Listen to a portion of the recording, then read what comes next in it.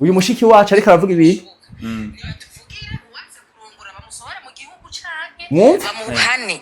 bamuhane baraba amakaranga muntu imyaka ahubwo bashinga iteka gati uyu mushiki wacu twebwe abakobwa turarusha ahubwo dusaba ubuyobozi kudufasha mugabo hajya nabo nyene nukubaremeka kuko umuntu afasha uwifashije baduhevye uraturanye n'uwundi dufata ukuraye n'abahungu 10 umwe wese mwakundanye senka mwararyamanya abo bose yego none wumva uzoja ku mugabo bimeze gute canke bakeneye twigaragambye tuze mu mabarabara baturongore ku nguvu ivyo bintu ntibishoboka.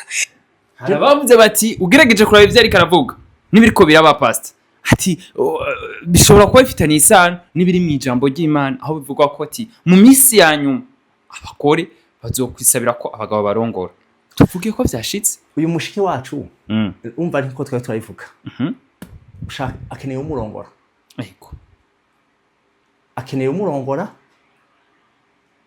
peut-être akeneye sex akeneye sex ariko akeneye urugo ruzima ubatswe n'Imana Jesse nanavyumva sinumva uko vyokunda ko deje uganje ndi no muri douche naritera isoni mugabo kuva kuri 18 kuduga barasaba mu barongo yatari umukobwa ariko arasaba aravuze ati niba ariko bararongora biriho ari abasore benshi buno munsi barakuze vraiment nica nibi utarongo nica turiko turahomba kandi uri kurahomvya Imana none Imana yadushitse kubera ko Imana yaremye ibitsina bibiri tugwire Imana yavuze kugenda mugwire mwino mubaza none wowe ushaka gukurongora kubera iki ushaka iki ushaka gukurongora gusa kuko numvise je numvirije neza numvise avuga kurongora kuko indimi zatandukanye hari abavuga kurongora bashatse kuvuga ngo sex kwabirana guhuza ibitsina uyu mukobwa sinobwita ko ari mushiki wacu ntavyo nzi sinzi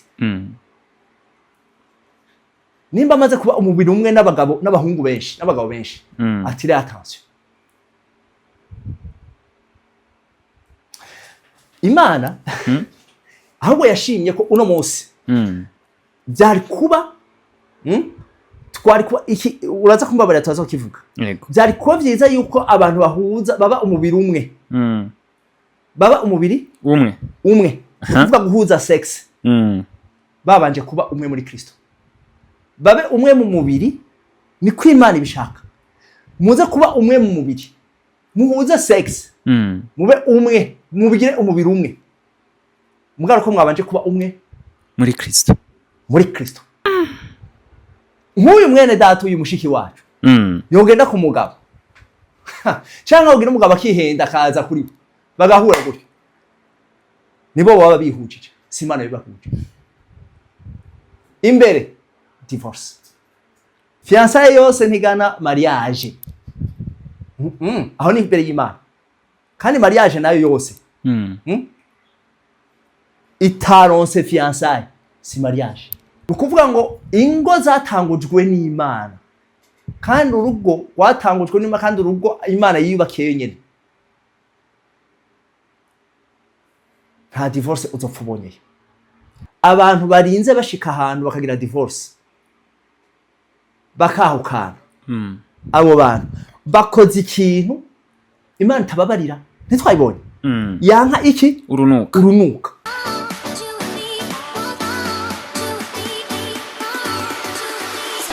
Yes nuko nkundira ndakuramutse nongera ndaguikaze kuri Magic Channel ndabwira ko ari mugano wa Kent mugano w'Imana mugano w'umwete mugano w'abantu nuko another day another vibe ndabwira ko munsi vibe yacu yaduteriwe neza na neza twagiriwe ubuntu bwo gushobora kugendera umukozi w'Imana mvuze umukozi w'Imana mwumve ko ari wa wundi aza agasigura ijambo ry'Imana akarikwereka akagusigurira no mu buzima busanzwe ubona wese wundi nashoboye kugirirwa ibakwe ryo gushobora kwakira kuri micro za Magic Channel Pasteur Arthur benshi baramuzi kuva mu ishengero rya Jesus Grace nuno munsi tugira dushobore kuyaga mu kiyago cacu ndaguhikaze kuri Magic Channel bwana Pasteur Arthur. Urakoze cyane mugano urakoze ko mikaze nandi sanze ubundi twagira amahirwe ushobora kwakirwa n'abantu bagiye batandukanye twashoboye gushika mu biro vya Pasteur ariko ubundi kweri kudakunze kwemera nk'abandi turavuga pasteur muga abandi baba bakunda nyene kajeko ariko uri no mu bantu benshi bavuze ati ni guca bugufi cyane tudashaka kwemenya iyo titre pasteur. Ubundi hagi umuntu yitirira biratari kwiwe nivyo navyo numva tuziko umwungere mukuru ari Kristo. Hanyuma kugumana titre y'ikintu utari kuragikora navyo si vyiza. Akarorero abungere iyo umwungere aragiye inka tumwita umwungere kubera ariko arakora ako kazi. Ni ukuvuga ko umuntu mwita izina bijanye n'ico ariko arakora.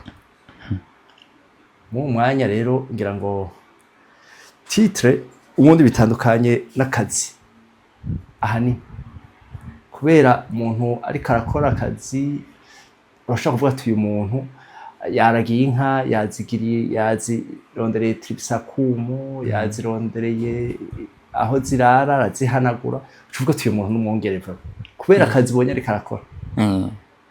Ariko titre nayo ni ikintu baha umuntu kubera ivyo nk'ubu urashobora kuba warize nk'amashuri akavuga ngo uri muri lisansi kubera amashuri wahejeje.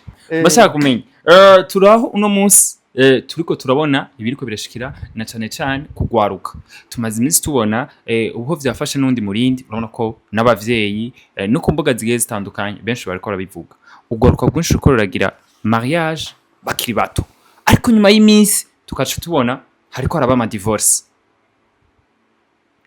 Mu gihe tubona ko hari n'abandi bavuga bati akarorero burya uko waca umugani mu kintu datumwe ruvi gukuru gakwira hose ati gute tubonana hari n'abungere bakomakomeye ubu basigaye babona kumenga divorce n'ibintu bisanzwe kazanwa kabiri kandi akaguma asigura ijambo ry'Imana wa gatatu akaguma kujya nyene kandi akaguma yerekana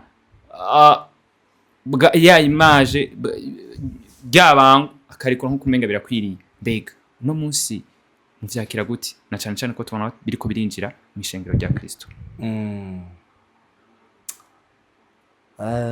Urakoze ko tugiye muri iki kiganiro. Igipfungira nikibona ibintu biriko birapfanya ikavyita ibisanzwe.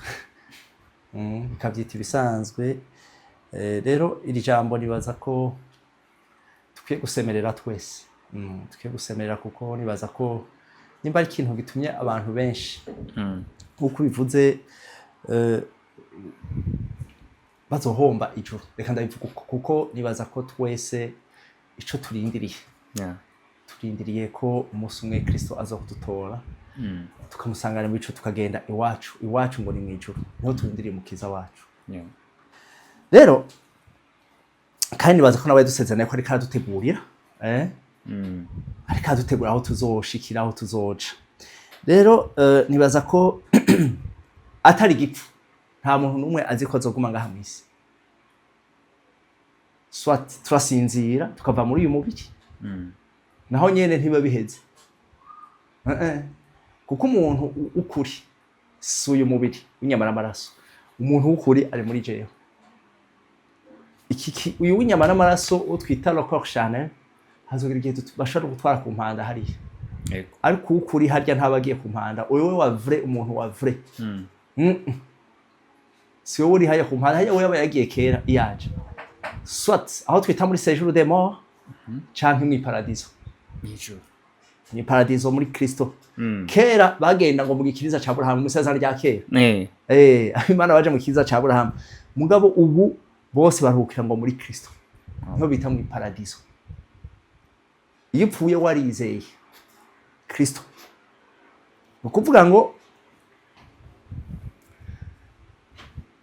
ibi bihe nibihe bitoroshe.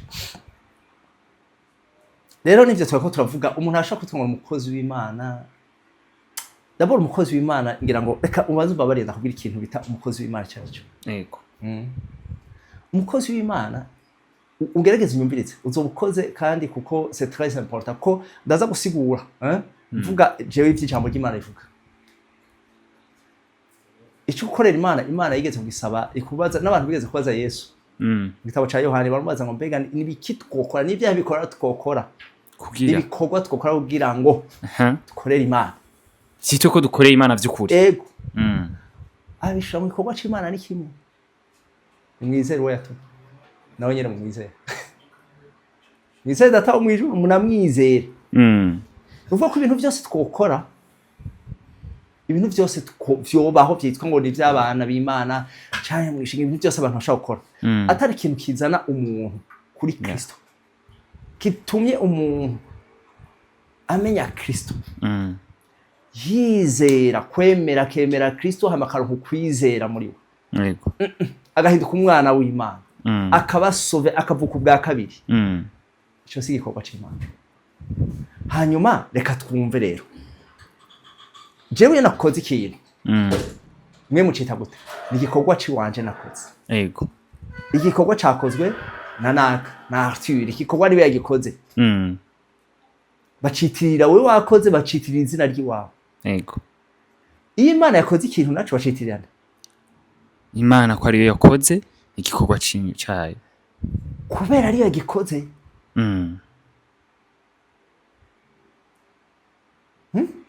mu bisanzwe nta muntu iyo tubonye ibintu kubera iki abantu bakora ibintu bakaca bita ngo ni igikorwa c'Imana kandi aribo bakoze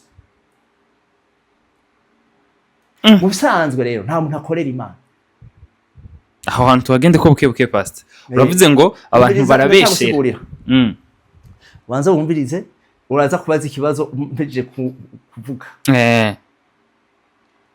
kandi nanje nibaza ko mfise nkeye mu Imana muri jewe nawe uraza kubisuzuma mu bisanzwe nta n'umukozi w'Imana abaho barabivuga mugabo no mwijambo iyo bariko barabivuga mwijambo ry'Imana dusome neza ibyo bariko baravuga mu bisanzwe iyo umuntu agiye gukorera umuntu kandi zorabe n'izi nyandiko zacu zo mu Kirundi kenshi zirafise ibibazo abantu bavyanditse hagiye bavyandika bafise ibindi bamaze kwiga basanzwe bazi bikabagora amajambo bashaka gukoresha je nkumvuze nti ndumukozi wiwawe ndagukoreye nkorera wewe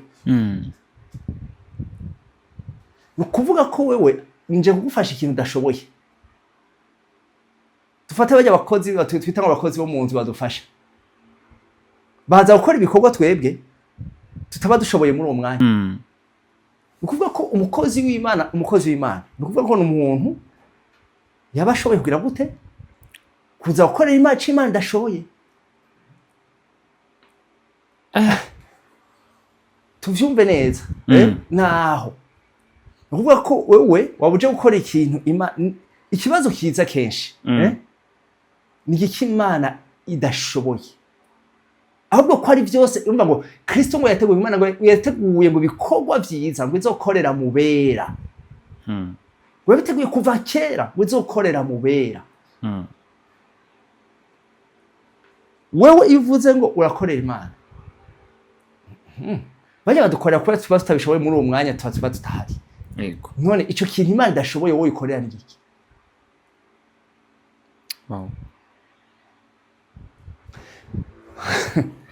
reka twumve basi byo tuma biba vyiza ukundi kuntu two bivuga naco gituma kenshi uzosanga rero Imana ishobora no gukorera ikintu mu muntu uwo muntu akaca citirira akavuga ko ari ciwiwe yes hama n'abantu bakaca bakubesha abantu bose bakaca bona ko ari wagikoze naho ndakubwira abantu benshi barakubise kudeta Imana Kristo vya bintu yabwiza gukorera muri twebwe n'abantu bakakubesha bakagutera dufata bakagushiraho piège bakakuvuga ngo ngo genda kwa naka ngo urya washa wibi bakakwereka yuko ivyo ari wowe wabikoze nawe hagera igihe rero n'akaorgueil kamwa kakavyimba kakaza mwana mama niyo bita ngo MOI siko bayandika mu gifaransa yego maladie orgueilleuse incurable niko bayita kandi yo rero niyo yakoreye Satani mu ijuru byafashe n'abantu benshi maladie kubera watezwe umutego n'abandi nawe ukavyitega ubona ibintu Imana yikore ukavyitirira abantu bakanabikwitirira aho rero ibyo bintu bikoretse twari gufata icubahiro kigarukira nde Imana tukavuga wowe ukavyikurako twebwe twitwa abakozi b'imbura Mburakimazi. We ntaco ukorera Imana kuko Imana ntaco idashoboye. Ni giki? Umukozi w'Imana umuntu ashoboye gukorera ikintu Imana ndashoboye. Ahubwo nivyo dushoboye nivyo tugiye kugira tubishobozwa na Kristo aduhinkomeza. Twebwe ngo turamashami. Nawe niwe muzabimenya kure. Wo ntaco twokora tudashobojwe nawe. Niko avuga muri Yohana 15. Vyose ni ivyiyo nabikora mu bisanzwe. Kuvyiyitirira rero niho haje hatanga kuzera ivyo vy'amakosa. Ivyo bintu byose batanga ubivuga naho bihera. N'abantu bakabikwiyitirira naho kagera kumva nyene yuko vraiment wakoze. We yaravuze ati mukabona ivyo vyakoretse. Nita abakozi biki bimbura kimazi. Ibikoresho biraho Imana ikoresha. Ukuvuga ngo rero kunyita umukozi w'Imana. Oya.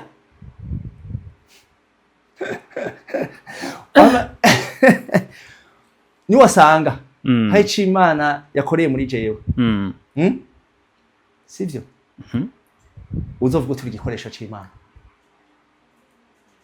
Abantu mwanumva bavuga mu Giswahili ngo chombo cha Bwana sivyo? Basi wabonye ujya muntu yumviye Imana yashatse gukora ibi yayumviye yayemereye yakoze. Kuko benshi ubu Imana sigaye shaka gukora ibi bagakata amakorosi. Gasanga twakaza amakorosi nk'abana b'abantu twikorera twebwe dushaka. Hama twaza no kubikoresha tuvyitirira nde? Imana. Kandi ari babantu babikoze. Yes. Nukubesha abantu n'umusi ntabeshera Imana. Ariko mpera muri ivyo bintu. Kugira ngo twinjiye muri ico kibazo wari kurabaza. Nuko kuri tubwira ibintu bikomeye cyane. Ibyo vya mariage wari kuravuga ivyo bintu by'ingorane zabaye no munsi. Benshi no munsi baravyitirira nde? Imana kandi atari Imana. Hanyuma duhereye kuri ico kintu. Urakoze. Nego. Wahetanga ku kintu uvuga ku kintu ca divorce. Urabona ko biriko birinjira cyane. Ubu biko birashika no mwishengero. Jana mperereye kuri babantu babiha insiguro. Bakabikora bagaha n'insiguro. Nashatse kuvuga rero. Nashatse kuvuga abari bo. Turashaka kumenya. Ko tutobihenda ko. Ngo tuve dusanga tuvuga tuti aba bantu n'ibikoresho by'Imana. Ni ntumwa mu gishingo ca Kristo. Tuzabe tuvyihenda ko. Uko bariho benshi. Ego. Baza bambaye na Yesu yatwavertishije Yesu yatanze. Yaraburiye abantu. Arababwira ngo mugabe harabazoza banyitirira. Bavuga nabi wanje. Bakamba no hanze sato nk'intama kuko mwebwe muri intama zanje. Mugabe ndana ari iki? Aramabingira. Bana nyene yabivuze neza ari Imana impemu yari kavugira muri wati bana batumwaramise ko ani Kristo azoza. Mugabo bani Kristo barahari. Bani Kristo ni baje bariko barategura kuza kwa ani Kristo. Aba Kristo nabo abana b'Imana intumwa mu gishigo ca Kristo nabo bariko barategura kuza kwa Kristo. Bategura umugeni kugira ngo bamutegurire kuzosanganira umukwe wiwe. Ariko bani Kristo nabo bari kumwe natwe kandi no mashengero bariyo. Bariko bategura kuza kwa Kristo kandi abo rero nta wundi baserukira n'umugwanizi.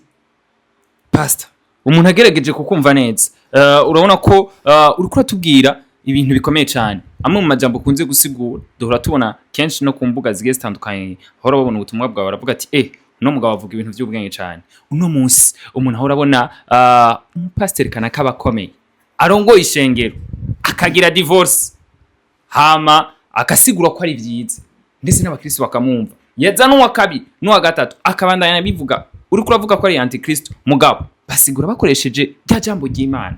Mbega wa wundi wo hasi we wumva azoreka kuvyizera gute? Ego umva Yesu yoye yatangura bivuga neza avuga ngo abanje muzabamenyera kuvyo bamwe. Ego ku mafuru bari ko rapporta. Kandi ivyo vyamwa ni vyamwa vyampemu yera. Kuko abana b'Imana bose bayobona mpemu yera. Nta kintu kimushaka kunyurana n'ico Imana yavuze canke n'ubugombe bw'Imana. Hama ngo wemeza abantu kuri w'Imana. Keretse aburi kuremeza nabo bari aveugle bahumye. Nico rero dukwiye kumenya mu ishengero no munsi. Sinoca nambara urusato mu bintama hama ngo nambare ya matitre mwe twebwe turavuga. Nze nitwa base nze nitwa apotre umva ibintu ukasanga wavyambaye izo titre wazambaye mugabo ivyo uri kurakora binyuranye n'ivyo wo waserukira ashaka. N'ivyo rero abantu dukwiye gusobanukirwa. Biroroshe Yesu yatanze icoroshe. Reka twumve ico Yesu avuga basi. Kuko Yesu rega niwe Imana nyine. Kuko Imana yavuga ngo uyu ngo niwe shusho y'Imana itaboneka. Ijambo ry'Imana yavuga ngo uyu Kristo ngo niwe shusho y'Imana itaboneka. Esawe nawe yarabihanuye. Avuga amazina bazokwita, bavuga ngo umwana azovuka ngo azokwitwa gutya. Gitangaza yitwe muhanuzi, yitwe ngo Imana data wa twese. Uwo mwana yari kuvuga kuri ya minsi mikuru ariko avuga ngo bahimbaza kuvuga kuri mugabo niho akunda gusoma ibyo bisoma. Mugabo ntibabisoma byose. Mu bisanzwe Kristo niwe Mana yambaye umubiri. Wazokwitwa Imana data wa twese. Yesaya niwe yabivuze neza. Nukuvuga ngo bisobanura ikirero. Bisobanura ngo ivyo we yavuze by'Imana ivuga, Kristo avuga, nivyo vyo. Rero iyo tuje twaca dukora ibitandukanye navyo. Nukuvuga ngo tuba twigaragaza abantu babwiza kumenya ko tutari bo. Niho babwiza kutumenyera. Kuko nta uzoza Satani lemara n'abakozi biwe. N'abakozi akoresha. N'abamukorera rero basi. Tubivuge kuri Satani abamukorera. Rero umva abo rero bobo baza nta n'ikindi nibo ba adversaire, niwe mu adversaire w'Imana. Niwe yagumya pinga kuva kera. Imana. Nukuvuga ngo uyo akora ibitandukanye n'ivy'Imana kandi uzorabere mu kubikora. Ari nyegeza, ari shushanya, abwiza kugira yigira nka marayika w'umuco. Naho dukuriye kuba amagabo rero. Nico gituma usanga rero nk'iki kintu uvuze ngo ca divorce. Reka turabica uko Imana ikivuga. So nko muri Malaki wumviriza igice ca 2. Muri murongo wa 14. Wisomere rero nyene wumve uko niko Imana ikibona ikintu ca divorce. Ego. Some muri Malaki. Igice ca 2.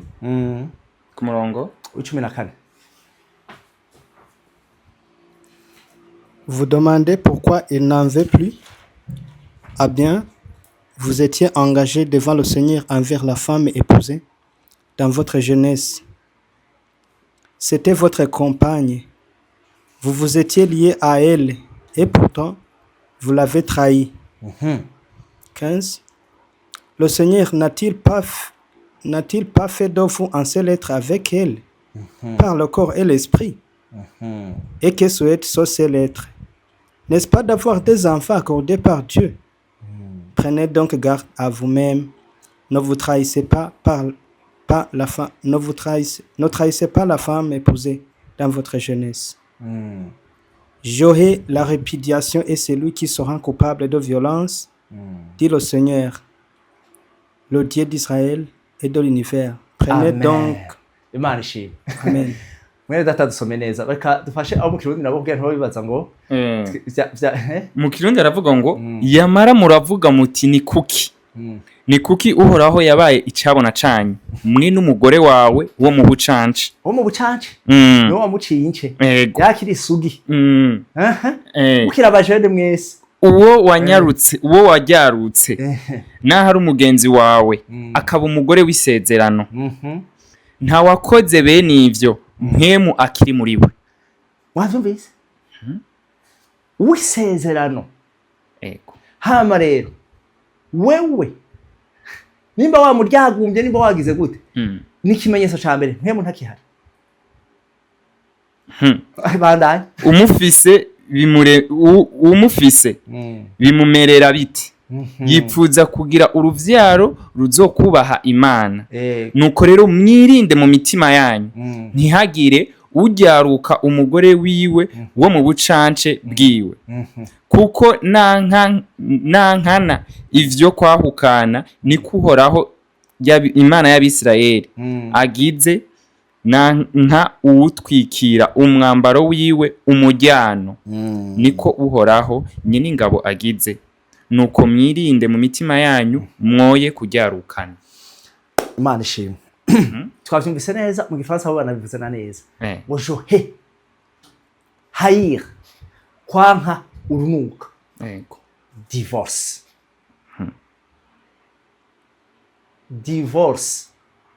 Irya jambo sinarikora ko cyane kubera naryo rifite icyo risobanura. Umuntu wo mu bucance. Wo mu bucance. Reka sinagihara ko cyane, reka tugende kuri ico kubibazo wambajije. Njyana divorce. Imana iravyanga, irabigwanya. Apana bisanzwe. Yankurunuka. Rero mfise ikibazo rero. Wewe peu importe titre wowe ufise mu bana b'abantu. Uciuza ushigikira ukanabikora ahubwo. Ivyo ndya bindi tuvuga ngo gukora ibizira ku Mana. Ikintu Imana yankurunuka wowe ugize gute? Uragikoze. Mbwiza ukuri. Kandi ugashingira ntaho imbere yuko arico. Tuko twaganira bisanzwe. Mbwiza ukuri n'abati ko badukurikirana nawe mu nyishure. Uwo muntu ninde? Akoze ikintu akaja n'imbere y'abantu akacemanga. Uwo muntu muri bazana umuntu asanzwe. Cyangwa muri bazana urya muntu ujya tuwuzi twebwe tubona. Inyuma yiwe hanyegeje ikindi kintu. Urukuro tubwira ibintu bikomeye. Tukiraho hano ijambo ry'Imana riravuga ko rivyankurunuka. Ariko vyongeye mbega ko bavuze ati Imana yatanze imigisha isaba igira ati kandi ikoresha umwe wese mu mabango ukwishaka. Wamuvuga butumwa niyaza nkuko tumaze iminsi tubibona akazavuga ati wowe Arthur uno munsi ujya mugore muri kumwe si gwawe ati hari uw'Imana yanyeretse ategerezwa kuba wisezerano ryawe. Mbega aho naho bizoba byifashe gute? Ko rivyo tumaze iminsi tubona benshi baca banagiriza ati urabona ko bahukanye bamara kuvana ntabakironse wa mugabo atahubwo birahinduka ugasanga bareba abakozi b'Imana nyene nto bariko baramutwara wa mugore. Urazi reka mpere ngaha. Nabo nyene jewe ndiko ndababwira. Nta kindi cazanye umva wa muntu nabwiye ngo hari ikintu ngo c'est pas elle, c'est pas cette personne, so umuntu. Inyuma yiwe hari impwemu inyegejeyo. Kandi iyo mpwemu ni ya tuzi ngo no mugwaniza Satani. Hari kindi kimuzana lo diable. C'est la division. Ikintu cyose kiza gisambura. None. Nta kindi ushaka kubona umengo umuntu ariko arabikora. Mugabo urya muntu. Kujya abana b'Imana bayobogwa na mpwemu yera. Urya muntu abanya bayobowe n'indi mpwemu. Twari kubona urya muntu. Twari kubona indi mpwemu nyegeje muri we. Ndabaza ikibazo. Uwo muntu imbere yuko ndanakubwira burya abana b'abantu ni natwe duhereza inzira uwo mugwanitsi. Nitwe duhereza inzira umugwanitsi kugira ngo aradusambure natwe nyine. Kugira asambure nibyo. Tuba twuguruye les brèches aho ahaca kugira ashobore gusambura. Gute? Urazi burya nta kintu na kimwe mu bisanzwe ngira ngo twese turabizi. Yuko nta rugo rubaho rutavuye ku Mana. Nta rugo wabwirizwa kubaho. Wabwirizwa mu mbabariye mvuge gutya. Nta rugo kubw'Imana. Nta rugo rwabwirizwa kubaho rutavuye kuri. Nta mugabo n'umugore babwirizwa guhura badahujwe nabo. Kuko umugabo ni impano iva ku Mana n'umugore ni impano iva ku Mana. Kandi ikintu ca mbere twese twabwiza kwibuka nuko urugo rwatangujwe nande n'Imana. Ni Imana yatanguje iki? Urugo. Twese turabizi.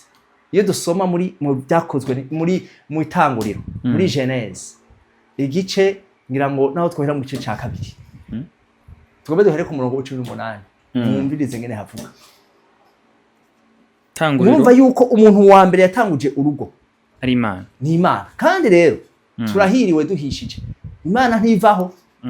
Wewe utanguza igikorwa cyangwa utanguza entreprise yawe mugahagera igihe ugapfa. Mugabe Imana ntivaho izokwamaho. Rero ivyo ama divorce bije nshaka gushikira ikintu mu cumve. Kandi iyo Mana yaranesheje uwo Satani. Nukuvuga ko nimba urugo ruriho rwatangujwe n'Imana nta kintu kiva ku Mana. Imana iherekeza ari iki? N'umubabaro. Nta kintu kiva ku Mana. Imana igira gute?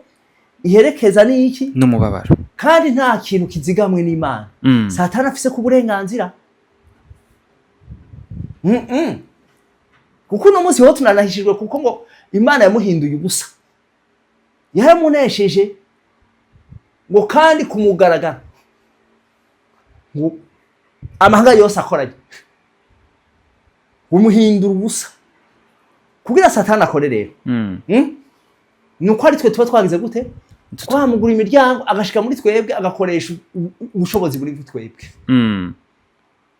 nukuvuga ngo Satani ariho arakora mugabo ntakora ku muntu ari mu Mana oya ntakora ku muntu ari mu Mana nukuvuga ko hageze igihe umuntu agashika mu bihe bya divorce akoze ikintu Imana yanka kandi witwa ngo ari mu Mana urabe neza bawavangiwe urabe neza nk'umugororotsi wanje azobeshwaho no kwizera ngo kandi abo wampaye ngo ndafise ngamu kiganza ngo nta kintu na kimwe ngo nta n'ushobora kubakuraho none ico kintu gitumye uja gukora umugororotsi wanje azobeshwaho no kwizera ngo mugabo ni iyo njorora ni yagira gute ni iyo njorora akava ku kazoba gihimbaye umutima wanje aho rero uzobona ingia ya Satani rero ashobora kugira gute kugukoresha uko agize gute ashatse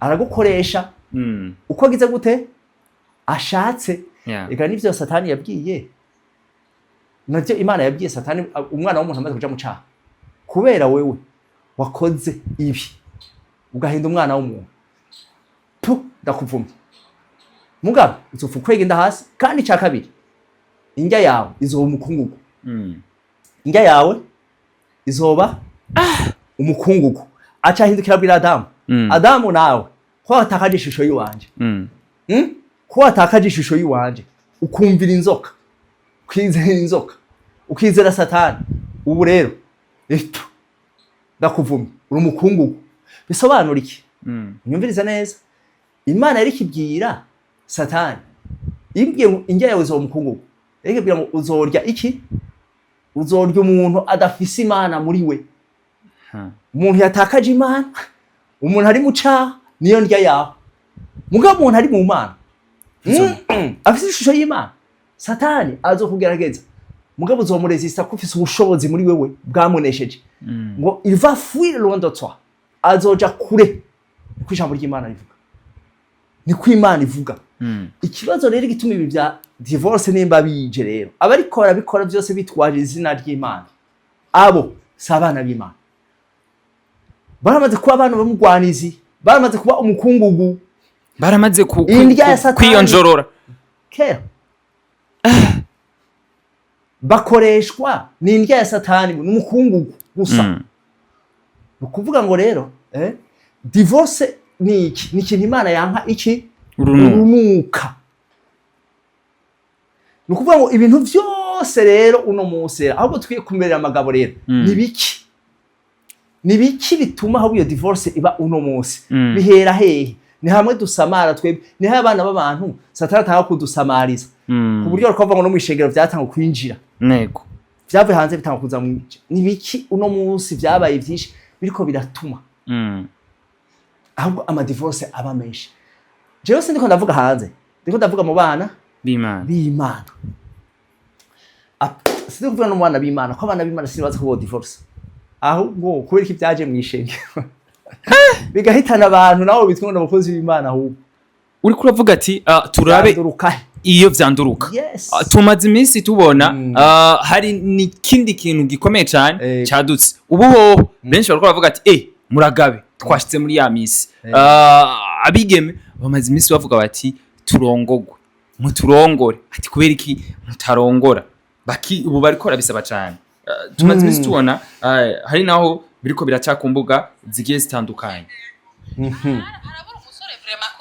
ibiganiro yobona ko yoshira mu rugo vraiment c'est fresh je narinze ngira 18 nibaza ko umuntu yokura imuzi imbere y'uwundi je sinanavyumva sinumva uko vyokunda ko deje uganje ndi no muri douche naritera isoni mugabo kuva kuri 18 kuduka barasaba mu barongo ni hatari umukobwa ariko arasaba aravuze ati niba ariko bararongora biriho hari abasore benshi benshi buno munsi barakuze vraiment nica nibi utarongo nica turiko turahomba kandi uri kurahomvya Imana none Imana yadushitse kubera ko Imana yaremye ibitsina bibiri tugwire Imana yavuze kugenda mugwire none ko Pastor Okay. Paulo yavuze neza. Mu Bikorinto wa mbere igice c'indwi. Ariko wumvise ko banamubajije yanemeye ko n'umukizwa. Haravuga ati kubera iki mutaturongora ati kandi Imana yadushize ku isi tugwire. Okay. Ubundi yavuze ngo tugwire. Yego. Oya sinibaza ko Imana Imana ntiyabashizeho ngo bagwire bonyene bo.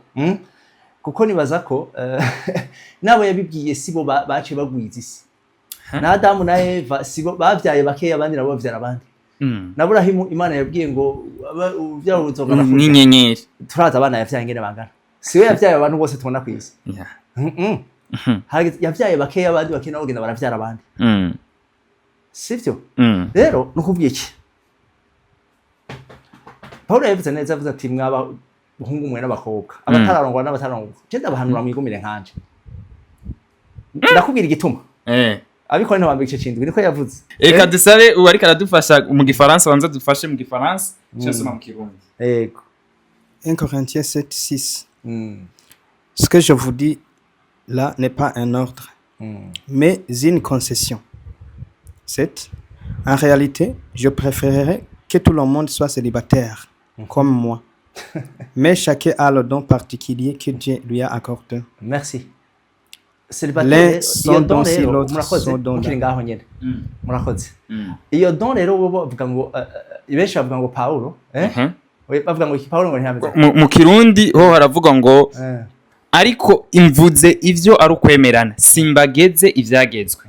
Nagomba ko abantu bose bomera nkanje ariko umuntu wese afise ingabire yiwe ahawe n'Imana umwe ukwiwe uwundi ukwiwe. Soma urundi murongo ukurikira ku murongo munani haravuga ngo abatararongorana bo n'abapfakazi ndababwira yuko iciza kuri bo ari uko bogumya kumera nkanje. Ariko nimba badashobora kwirinda babirane kuko kwabirana ari kwiza kuruta gushuha. Murakoze. Nukubwiye iki tukiatuvuga amajambo aha hantu twese twiyumvira. Twese turazi ko Paulo atigeze arongora. Ariko mugabo Paulo ntiyaretse kurongora kubera ngo adashuha nawe. Oya. Paulo yarashuha. Ego ababikeneye muza kusaba mu Bikorinto wa mbere igice c'icenda. N'igice ca gatandatu. Igice ca gatandatu ahubwo muhere ku igice ca gatandatu. Mwumvirize Paulo ngene nawe yashuha. Nawe yarashoboye kurongora we yaravyivugiye. Ko be na Barnaba bari bashoboye kurongora nabo. Bari gushobora gutwara abagore babo nkuko bene wabo na Yesu babikora kandi nkuko ba Kefa ba Petero nabo babikoze. Nawe ngo yarabishoboye. Mbwa ngo yarabiretse. Impamvu yabiretse rero usomye mu gice c'indwi rero hari ya hepfo arabibandanya akabisobanura. Iyo yigumiye gutyo ubinyeguye ya Kristo witwara ari kivyo ubwami mugabe yigiye mu vy'abagore ukaja kurongora ukarongora hari ibintu byinshi. Ivyo bintu rero muri ivyo bintu rero nivyo vyahatumye avuga gutya asaba abantu. Niho twari twiye kwibaza kubera iki Paulo asabye abantu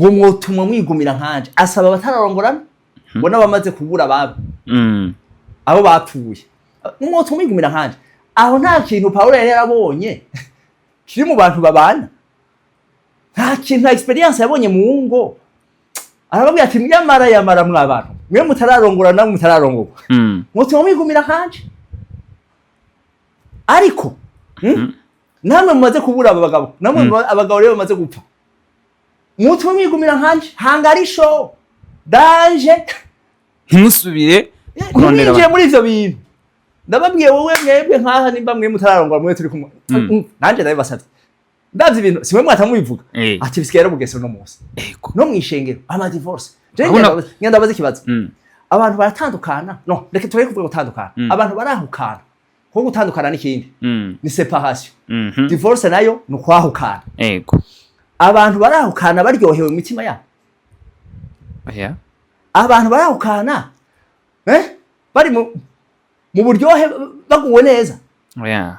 usanga abahukanye bose uzogenda ubarabe usanga mu mitima yabo huzuye intuntu agahinda douleur yatejwe n'umupartenere n'uwo bari kumwe umugabo we cyangwa umugore wiwe ugasanga huzuyeyo no pardon kutababarira nivyo usanga byuzuye muri we kugira ngo bande bashika hariya umutima we habuzuye amertume umururazi kandi uwo mutima rero ntimumwe ngo ni mu bantu bari mu ishengero ni wa mutima wabuza kuba uri mu Kristo kuko ngo Kristo abe mutima yanyu mu buryo bwo kwizera none hano Kristo umutima Kristo arimwo urashaka kusanga muri ivyo bintu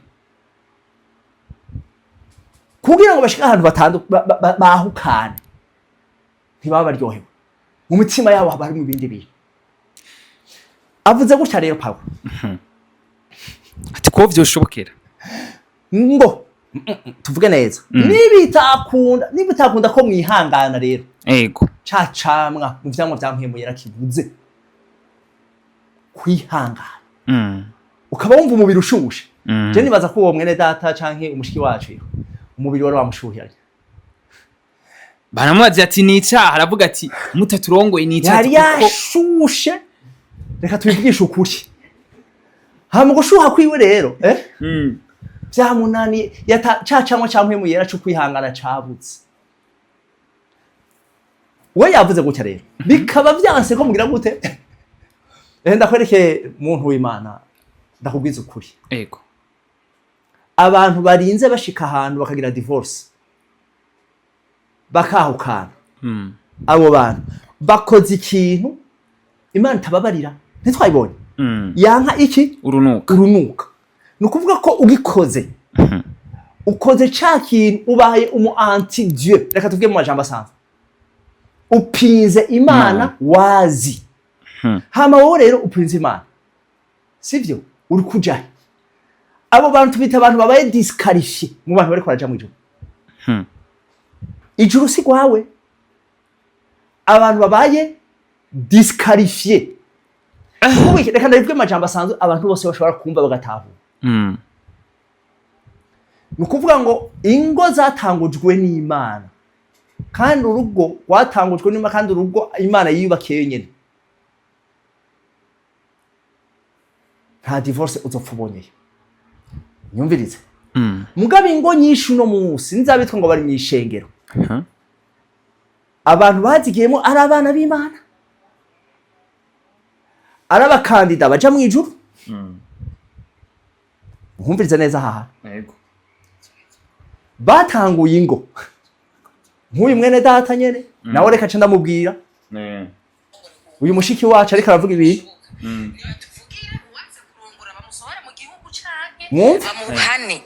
bamuhane baraba amakaranga muntu imyaka ahubwo bashinga itegeko ati uyu mushiki wacu twebwe abakobwa turarusha ahubwo dusaba ubuyobozi kudufasha mugabo hajya nabo nyene nukubaremeka kuko umuntu afasha uwifashije baduhevye uraturanye n'uwundi dufata ukoraye n'abahungu 10 umwe wese mwakundanye senka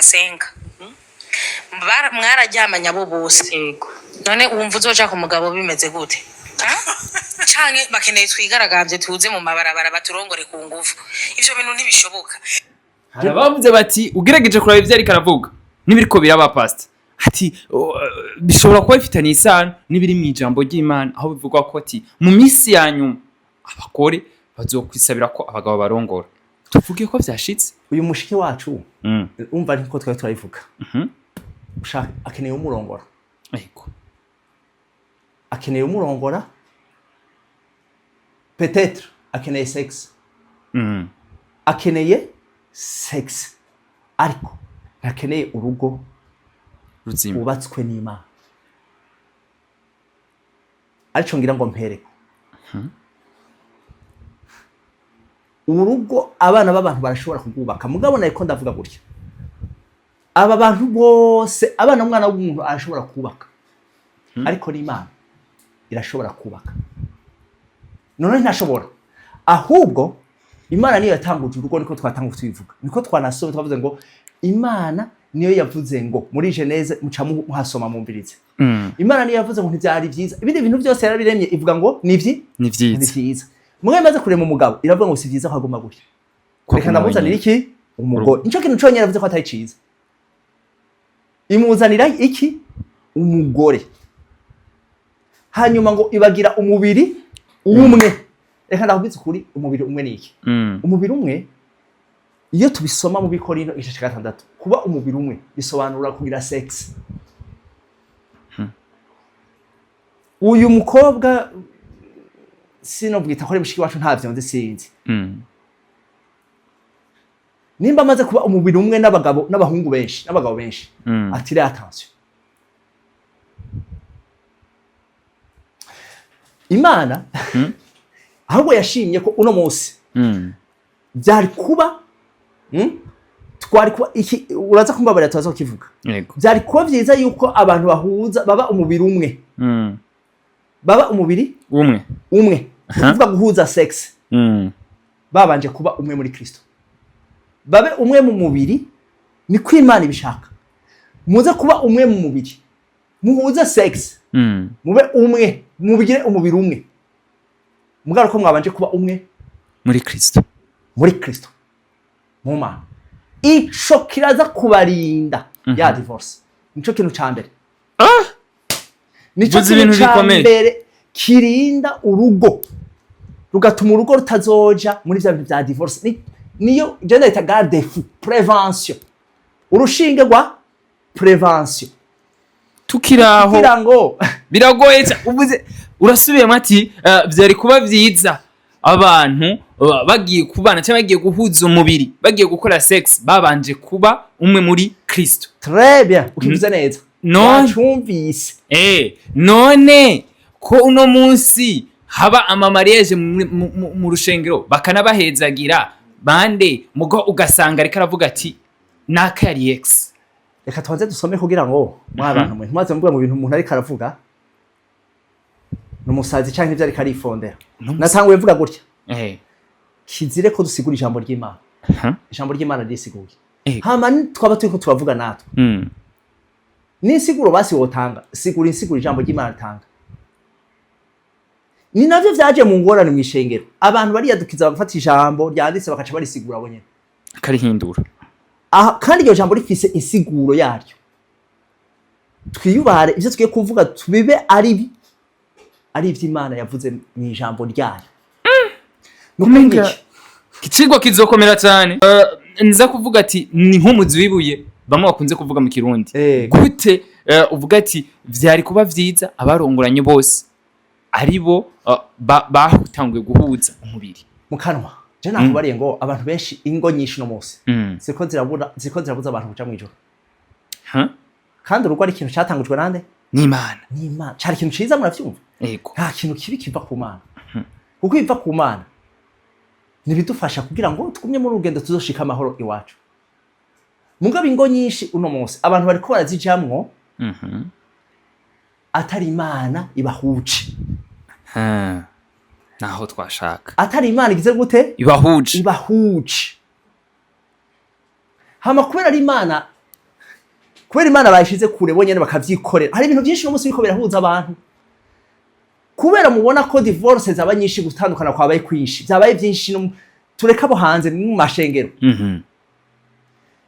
kurya mubona zabaye nyinshi nukuvuga ko bisigura ko ivyahuje abantu ari byinshi biri uburyo bwinshi mwabishaka navyo twokora ubundi ku Mana yashaka ko abantu yaremye ariyo yo bahuza kuko nico gituma hajya handitse ngo ntihakagire ubugira gute ubutandukanya Imana yafatanije bisigura ngo umugore n'umugabo wese yabaho yabwizwa kuba bahujwe nande n'Imana mugabo ikibazo kihari no munsi ni cyane nuko no munsi abagore n'abagabo barahuzwa bagafatanywa n'ibintu byinshi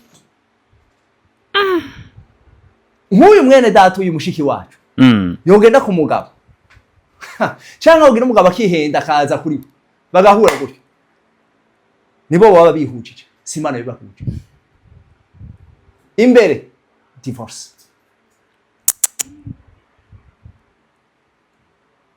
umuntu ariko arakumva nukuvuga ngo ubushuhe bwasaze bahujwe wesha bwa ati jiya umba besha bavuga ngo ugasanga bari kwandika n'ama les gars, toute fiançailles n'est pas égale mariage. Hama, chaque fiançailles n'est pas un mariage. Fiançailles yose ntigana mariage. Aho ni imbere y'Imana. Kandi mariage nayo yose. Itaronse fiançailles si mariage. Umvirize? Fiançailles zose. Ntizigwiza kungana mariage.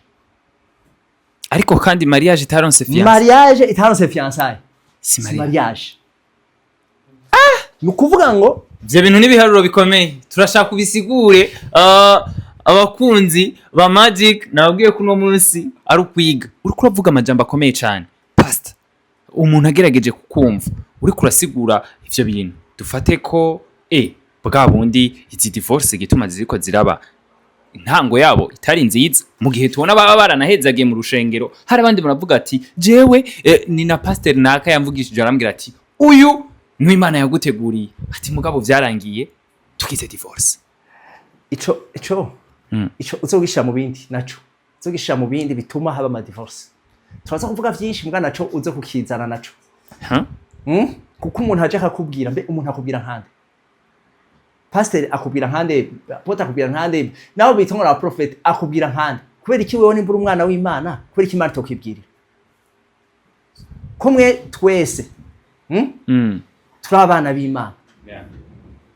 Ko twitwa ngo turabana b'Imana ko twizeye Kristo. Ko twavutse bwa kabiri. Abamwakiriye bose ko twahobasha gucika abana b'Imana. Uno munsi kubera iki wewe pastor canke naka ntumbaze uwundi mwana w'Imana nkawe aza kukubwira kandi mwese musangiye so. Kandi so yo kubwira nkuko nanje yombarira. Kubera ko atakubwira kandi yitwa data wa twese. Kubera ko abanza guca kururiya utiratansa ahubwo wewe. Kubera ko abanza guca kuruyo. Kuri uwo mwene data canke kubera ko amuciyeko. Wewe ni huribwo. Banza ugabe neza ahubwo kuri mu Mana. Yo kuri mu rugo kwa data ahubwo. Kubera ko aciye wumva si huri wewe. Nimba ariho ruri ari kwikubwira ko data dukunda twese. Ibaza n'abatarizera. Bamwe cyangwa abapagani.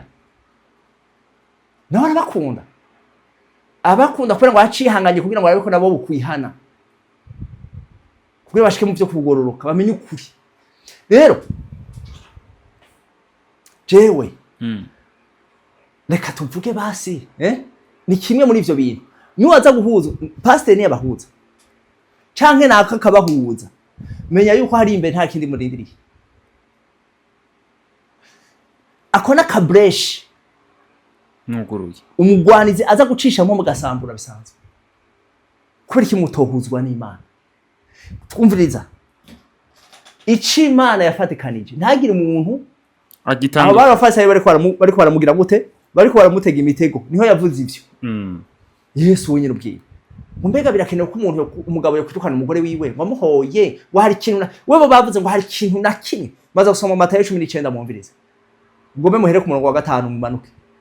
Ngo hari ikintu na kimwe cyo tuma umugabo yirukana umugore wiwe. Aravuga ngo wewe aravuga ngo mwumviza ndababwire. Wewe ntiyaravuze n'ikintu arabasigurira ingene vyabaye ubwa mbere ngo ubundi umugabo Imana ingene yari yaremye abagabo umugore ari kubiri hanyuma ngo yenyene iraza iraga gute irabahura aracara babwira ngo reka ndababwiza ukuri ngo ntakagire ngo yababwiye ko Imana ibona uko Imana ishaka ubugombe bw'Imana nivyo yari karabasigurira abereka yuko bari buryo bimbwa yenyene irabazana irabahuza ashabwira ngo ntagire n'ubuzogira gute rero uzotandukanye mu kumubaza mubaje ngo hari ikintu na kimwe mugabo mu kwishura ngo n'umuntu ntihagire umuntu n'umwe azotandukanye ico Imana yagize gute yafatikanije. Mugabo no munsi turabona ba pastor abonyene bariko bavuna abakozi b'Imana baza batandukanya abantu kubera nibo babateranije. Sina abantu gusa n'ibintu biratandukanya abantu biratuma abantu apana gutandukana reka twe kwahukana. Wewe nk'umukobwa mushiki wacu reka ndabwira ko gatoyi iyo ugiye gukora kurondera umuntu mu bantu kubera sexe cyangwa kubera washushe d'abord je nkunda kubaza ikibazo nk'uyu mubaza none wowe ushaka gukurongora kubera iki ushaka iki ushaka gukurongora gusa kuko numvirije neza numvise avuga kurongora kuko indimi zatandukanye hari abavuga kurongora bashatse kuvuga ngo sex kwabirana guhuza ibitsina kwabirana aho gishabana n'ikirundi imvuga mbabara amatwi yo mu kirundi kwabirana mushobora kugira iyo mariage mukabana mugabo bakavisa kwabirana mugabo guhuza ibitsina igitsina gabo kikinjira mu gitsina gore uwo ndumva ko umengo sinzi ko ari byo ashaka uwama amubwira gute amukorera amabanga mpuzabitsina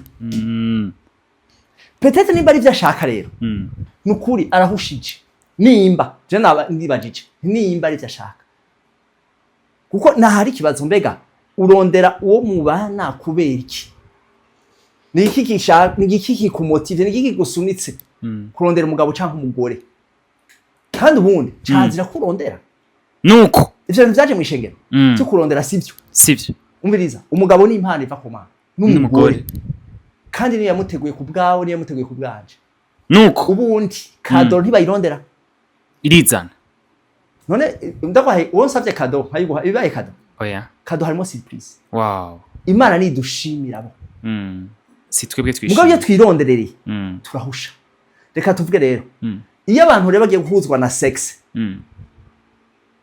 iyo abantu bagiye guhuzwa na sex barayihimba muzobaza abagabo bose n'abagore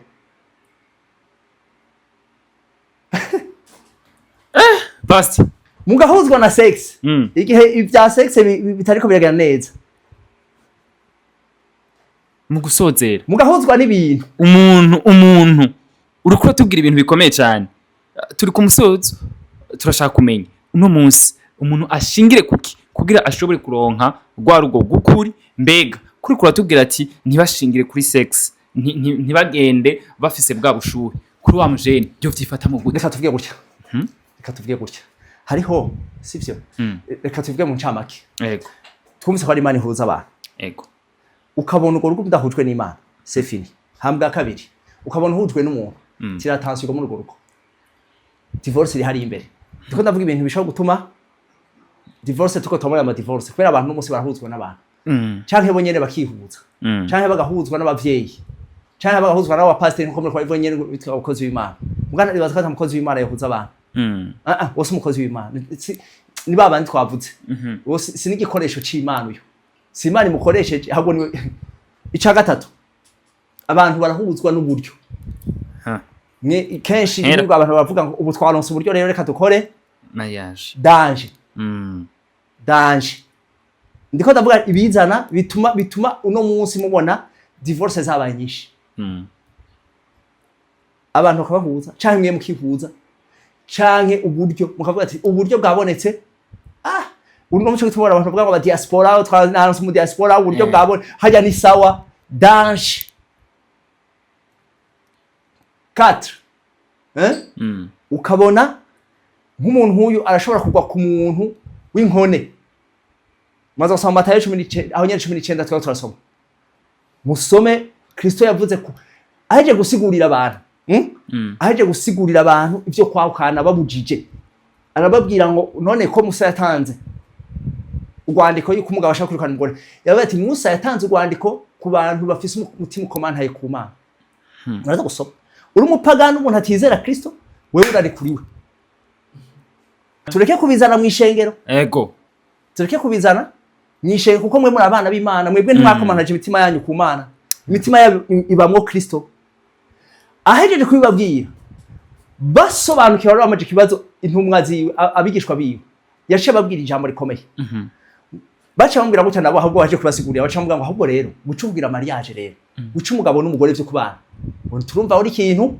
kitoroshe turumva ari ibintu bidasanzwe aca babwira ibintu w'ivyo bintu musobanukiwe mwebwe ngo si bose bashobora kuvyumva kubisobanukirwa kubimenya aca ashaka kwisigura ngo kubera iki ngo kuko daboro hariho n'ivyo twita inkone ataka kuvuga abantu bita inkone hariho n'inkone ngo abantu bakonywe Imana yakonye bakiri mu nda z'abanyina abo uno munsi barabaho bakagira mariage nk'uyu mwene data uyu umushiki wacu ashaka kugwa no ku nkone wewe wishakira sex ahubwo aciye agwa no ku nkone wowe ushusha wishakira sex ucirwa ku nkone nta handi biherera.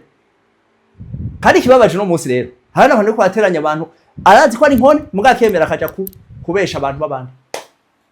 Bwa kabiri yavuze ngo inkone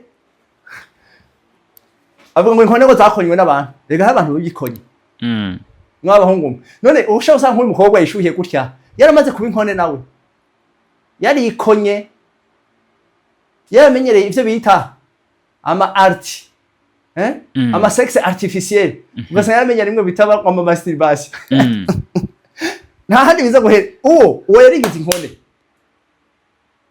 ugasanga yarashushe kubera yimenyereye uno musi ntibasigaye bazigurisha basigaye bazigurisha kubera yashushe birenze yiberaho muri masturbation yiberaho yaraguze ibindi bimwe byita ngo ama sex artificiel agacomeka wa mukongo wa mukobwa we ukaza kuja ku muntu nk'uyu umenye ko ari inkone nta handi biherera kuko no musi twavyumva hari abagabo benshi baryama abagore benshi baryama bari mu gitanda agashima kwimastirba agashima no kwikoresha bya bindi hakoye ryamana n'umugabo wiwe hakoye ryamana n'umugore wiwe akumva ko umugore we atamuhagije akumva ko umugabo wiwe izo ni inkone mwabanye nazo mugabo Imana bishobora kuguhuza n'umuntu nk'uyo nuko nabo Yesu yareka aravuga hari n'izindi nkone abo rero bari mu gwa bakonywe n'abantu abantu bakikona bonye cyangwa bakonwa n'abantu hari abandi rero nabo usanga bagwaye za diabete n'ibiki byose ivyo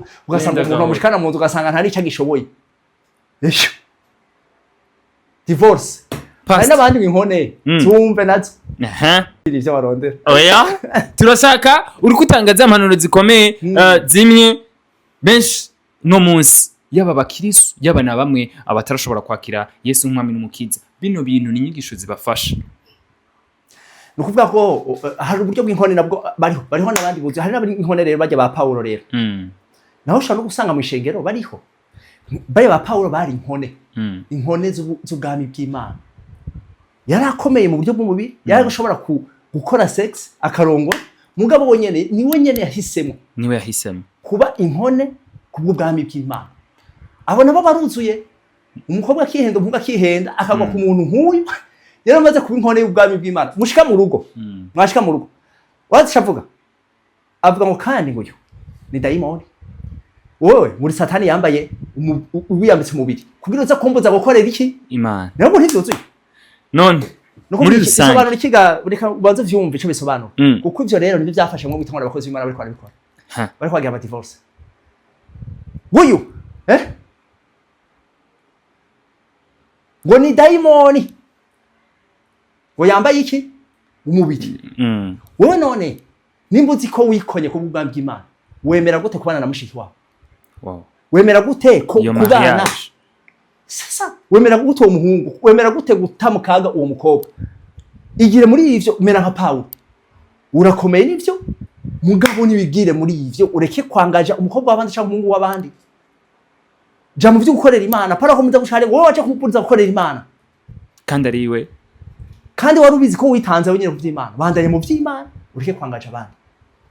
Inyishu rero imwe nkuko ari kurambaza muri rusangi ni wa wundi avuga ati hambavu y'ivyo byose Yesu yahamagarira abitwa bari mu ishengero ndahamagarira abantu bose nagenda bibutse ko Imana ari yatanguje urugo kandi no munsi iriho mu byumve n'abantu muri hanze hungira mu Mana imbere yuko muba umwe mu mubiri banza mube umwe muri Kristo. Kuba umwe muri Kristo niki ngo twese ababatijwe kuba muri Kristo ngo twambaye Kristo. Soma muri Galatiya igice cya 3 muraza kubyumva uhere ku murongo wa 27 rwandanye ngo nta mugabo nta mugore asubira kubaho twese ngo turi umwe turi Kristo aho nyene hari ubuhingiro kandi Kristo aca umutwe wacu. Mwumvirize nta divorce n'imwe ishobora kuza mwabantu mu byumve nta divorce n'imwe ishobora kuza bidahereye mu mutwe jewe ndabibona uku ubundi nawe akavuga nanje ndabibona uku naho bihera mugabo muri Kristo mwese muhuje iki iciyumviro muhuje umutwe muhuje Kristo muhuje iciyumviro bya bindi byo kumva gutya ntibizobaho nico bituma rero umaze kuba mwe muri Kristo biroroshe kuza kuba umwe mu mubiri nuko tugushimire vyimva mutima tuyaze vyinshi ariko kumbure turifuza ko tuzosubira kuyaga na cyane cyane urabona ko ahereje ku majambo akomeye cyane urukura tubwira ibintu vyimva mutima cyane tugushimire mwakoze kuduha umwanya tunizera ko nitwasubira kubaronda zoshobora kubaronka uramaze kurongora wewe oya sindarongora kandi cameraman yo wararongora na cameraman nawe nyene n'ingaragu kandi ibintu muzobikuremo ego sindarongora nturarongora na cameraman ntararongora ego namwe ni data yafashije gusoma ntararongora reka ndabasaba ikintu ego